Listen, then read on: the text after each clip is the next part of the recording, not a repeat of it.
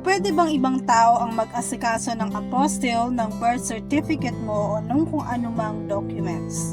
Ang sagot, oo. Kailangan lang ng mga sumusunod.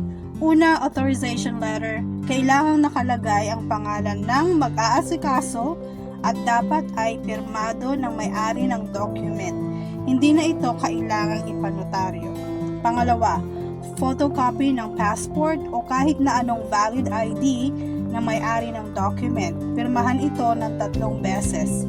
Pangatlo, original at photocopy ng valid ID ng mag-aasikaso. Pang-apat, at syempre, yung kopya ng birth certificate na mula sa PSA na ipapa-apostille. Kung ito naman ay NBI clearance, dapat yung original.